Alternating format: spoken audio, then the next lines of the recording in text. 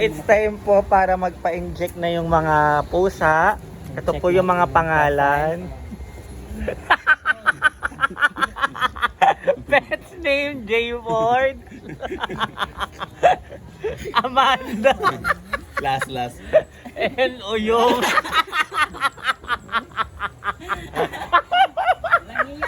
Ayan po yung mga iring, yung mga pusa.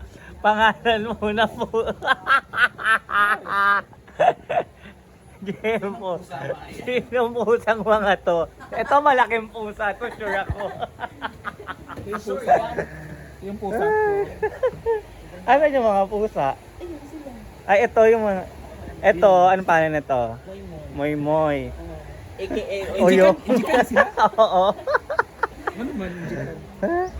So ito na po yung mga earring, dadali na po namin sila sa pet shop, Oyong, Pet shop? Amanda at Veterinary. sa veterinarian. Oo. Sa vet.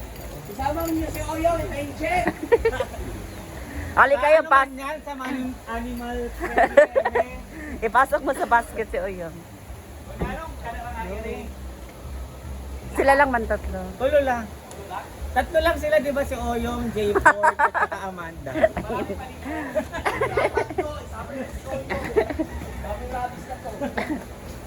So, see you there, guys. Oh, so sad. Close po ang veterinary. It's because it's Sunday siguro. So, see you tomorrow. Sorry mga mimi.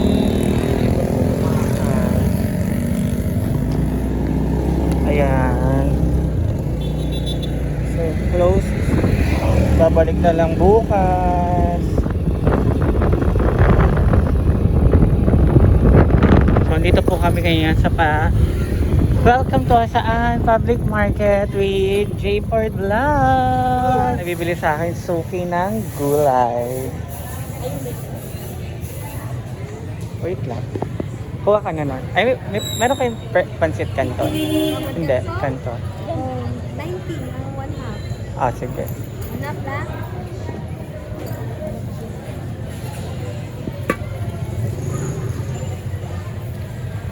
Then, Baguio beans na maraming langaw. And then, magluluto ka na. Yung maliit lang. Ay! Hindi po masarap yung donut na inamin. Ito maliit. Ito. Okay na ito na. The very small. Ayan.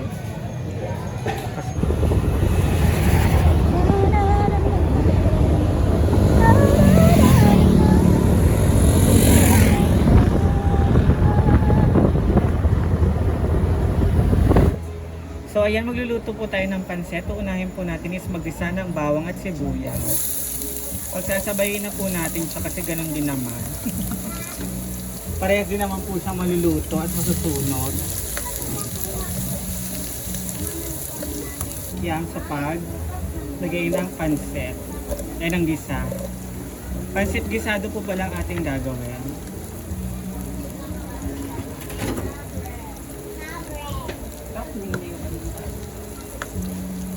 And then after that, magtitimplahan na po natin siya ng mga gulay. Kasi una natin lulutuin yung gulay, tapos ang pansit. So mabilis lang po itong gawin, yung pansit gisado. Super.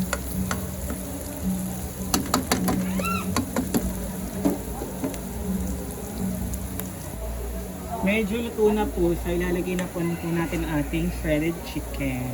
Napakuluan na po ito kanina. Lagay po tayo ng oyster.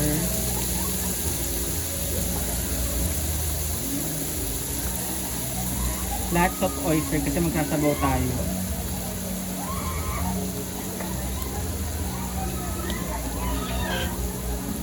And then soy sauce.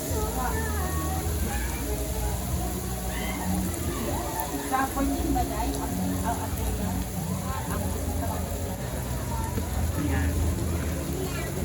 Yung carrots ko at saka yung basil.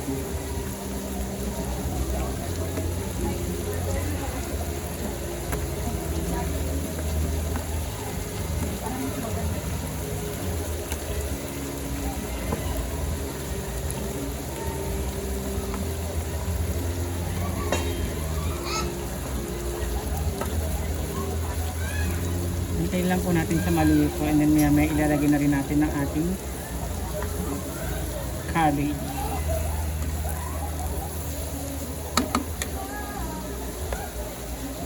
Kasi lulutuin pa natin sa mamaya.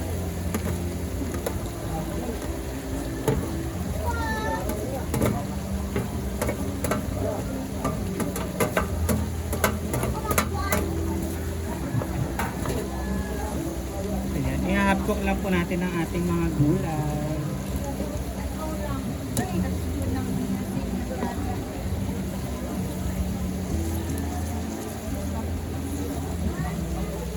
Hintayin lang natin maluto yung cabbage ng slice.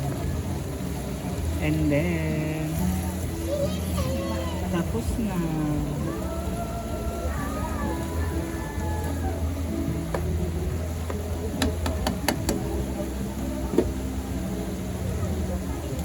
Bigyan po natin siya ng water. Slate lang po.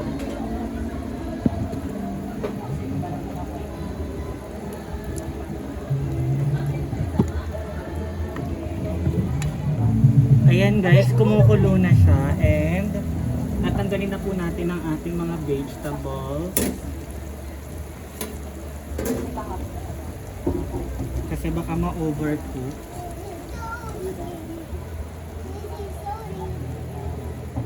Tatanggalin po.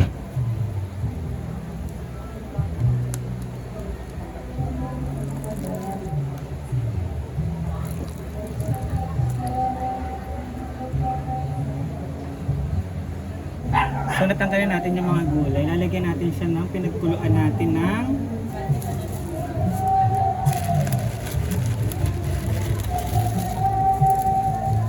and hindi ko rin po sa alam kung maalat to na pansit or so whatever. Kaya hindi ko rin po muna sa inalatan.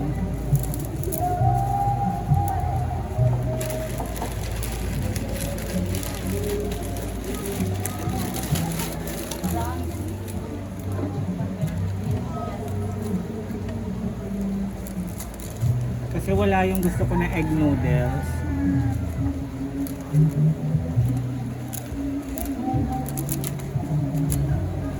May ako na lang po siya titimplahan kapag medyo malambot na po. Ay, medyo ang bilis na lumambot guys. So titimplahan na po natin siya ng pepper and oyster.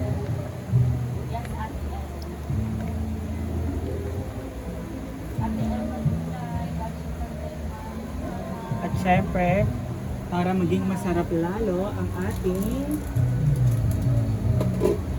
magic sarap. Sa work ba di ano? Yatang siya. 18. Or sa Okay. 18. Sa work natin. Ayan lang po. So antayin lang po natin siya malutin. Maya titikman po natin kapag medyo naluto na siya. So guys, kumukulo na siya, ilalagay na natin ulit ng ating gulay.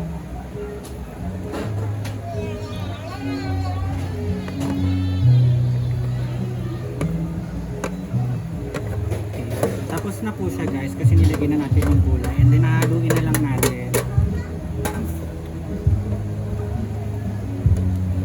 Wala! Tapos na!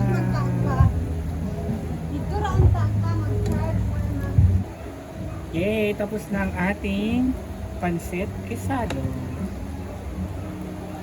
Ang ganun kadali. Walang kahirap-hirap.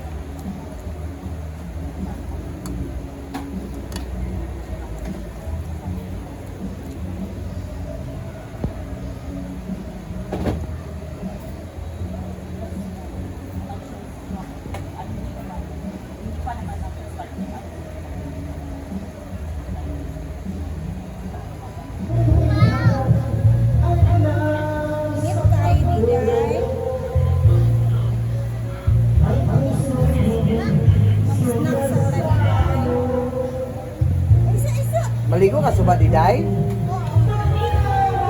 Basta ko cellphone ko, bigyan ko sa dati.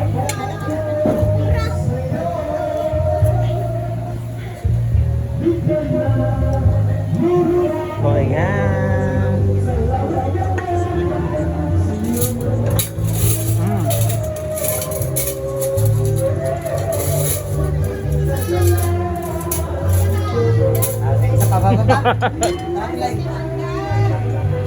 Baba. Dua katiriya. Cup ng bread ni Ate Dea. Hindi mo na, mag-bread ka na. Lawi ang bread ni mama nga.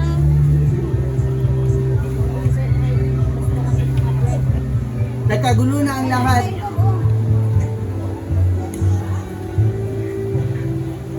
Init-init pa rin siya tayo. Hindi mo mali. Sa oyong po.